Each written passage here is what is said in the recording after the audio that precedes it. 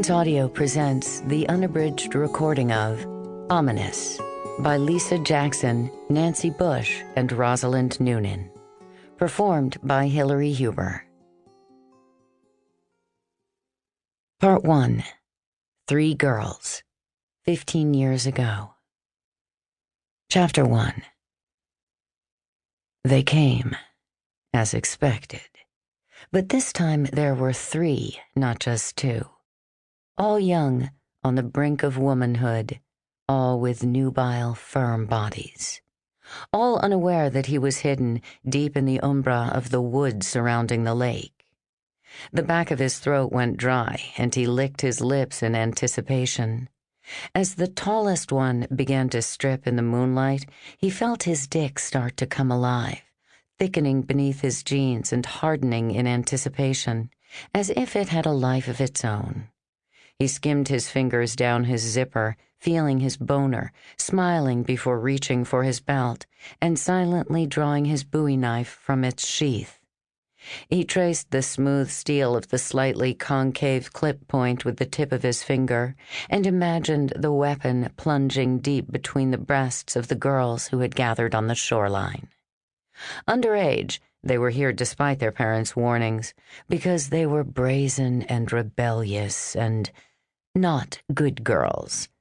This, he knew, sensed. No, they were bad. He felt his juices flowing, that little zing that sizzled through his blood at the thought of what he would do. Ah, yes.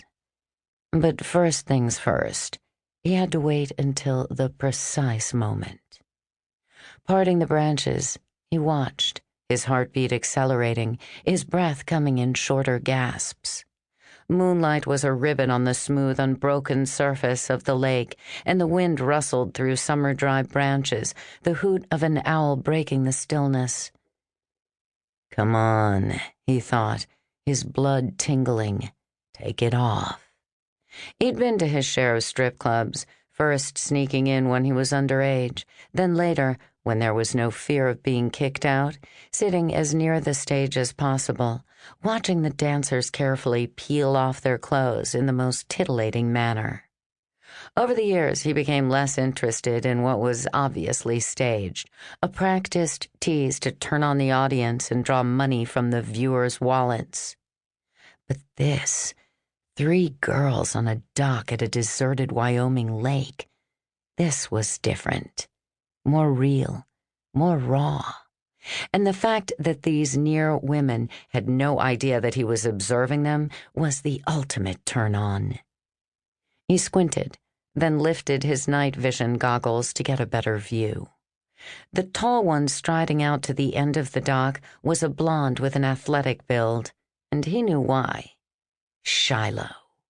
She was the cowgirl, a tomboy, though built like a woman, her pale hair braided into a rope that hung halfway down her long back. The middle girl was shorter, but trim, a petite brunette, her father a cop. He smiled at that. Katrina, Patrick Starr's kid. She resembled her mother and was a feisty thing. He knew. He'd watched. The fact that she was a detective's daughter only made her all the more interesting, a taboo.